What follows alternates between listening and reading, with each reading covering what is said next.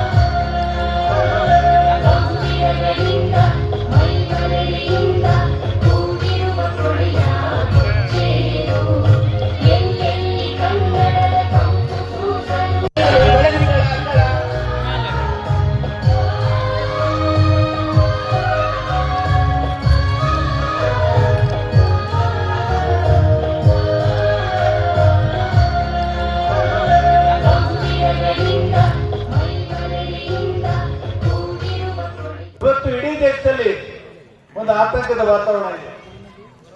ಪ್ರಜಾಪ್ರಭುತ್ವಕ್ಕೆ ಗಂಡಾಂತರ ಬಂದಿದೆ. ಈ ದೇಶದಲ್ಲಿ ಪ್ರಜಾಪ್ರಭುತ್ವ ಉಳಿತದೋ ಉಳಿಲ್ಲ ಅನ್ನುವಂತ ಪ್ರಶ್ನೆ ಬಂದಿದೆ.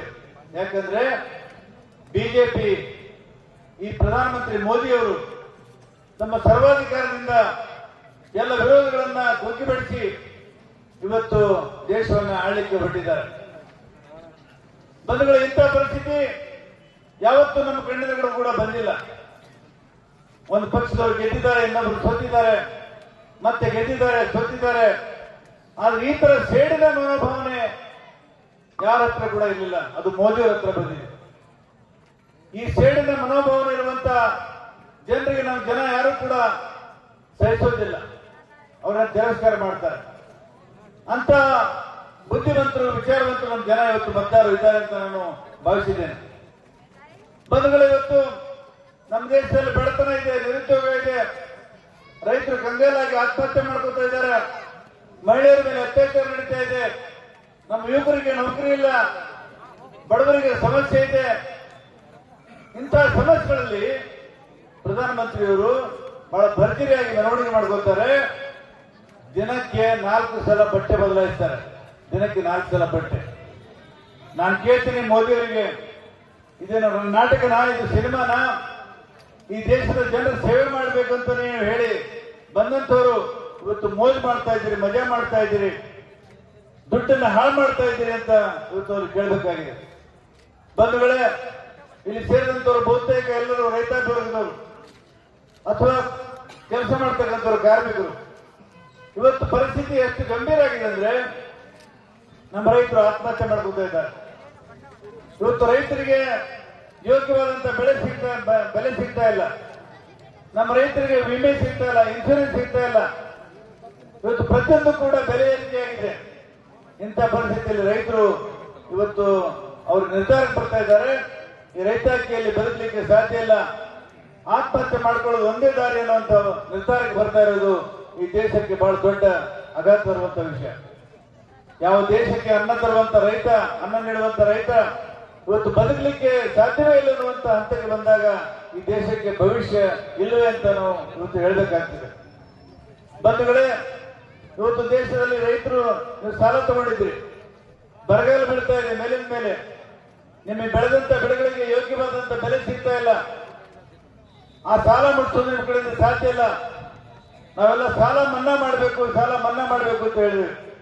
ನಿನ್ನೆ ಮನಮೋಹನ್ ಸಿಂಗ್ ಅವರು ಪ್ರಧಾನಮಂತ್ರಿ ಆಗಿದ್ದಾಗ 72,000 ಕೋಟಿ ರೂಪಾಯಿ ರೈತರ ಸಾಲ ಮನ್ನಾ ಮಾಡಿದ್ರು.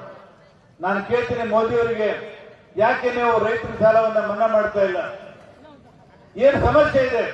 ಆದ್ರೆ ಮೋದಿ ಅವರಿಗೆ ರೈತರು ಕಾಣಿಸೋದಿಲ್ಲ, ಬಡವರು ಕಾಣಿಸೋದಿಲ್ಲ, ಕಾರ್ಮಿಕರು ಕಾಣಿಸೋದಿಲ್ಲ, ಸಾಮಾನ್ಯ ಜನರು ಕಾಣಿಸೋದಿಲ್ಲ. ಅವ್ರ ಕಣ್ಣಿಗೆ ಕಾಣುವಂತವರು ಅಗರ್ಭ ಶ್ರೀಮಂತರು, ದೊಡ್ಡ ದೊಡ್ಡ ಬಂಡವಾಳಶಾಹಿಗಳು. ಬಂಧುಗಳು, ಇವತ್ತು ನಮ್ಮ ದೇಶದ 21 ಜನ ಅಗರ್ಭ ಶ್ರೀಮಂತರ ಸಾಲ 18,05,000 ಕೋಟಿ. ಆದ್ರೆ ನಮ್ಮ ರೈತರದು ಬರೀ 18,000 ಕೋಟಿ, ಲಕ್ಷ ಕೋಟಿ. ನಾನು ಕೇಳ್ತೇನೆ ಪ್ರಧಾನಮಂತ್ರಿಗೆ, ರೈತರ ಸಾಲ ಮನ್ನಾ ಮಾಡಬೇಕು, ಬಡವರಿಗೆ ಅನುಕೂಲ ಮಾಡಬೇಕು ಅನ್ನೋದ್ರ ಮನಸ್ಸಲ್ಲಿಲ್ಲ. ಇವತ್ತು ಶ್ರೀಮಂತರಿಗೆ ಸಹಾಯ ಮಾಡಿ ಅವರಿಂದ ದುಡ್ಡು ತಗೊಂಡು ಚುನಾವಣೆಯಲ್ಲಿ ಖರ್ಚು ಮಾಡಿ ಮತ್ತೆ ಅಧಿಕಾರಕ್ಕೆ ಬರಬೇಕು.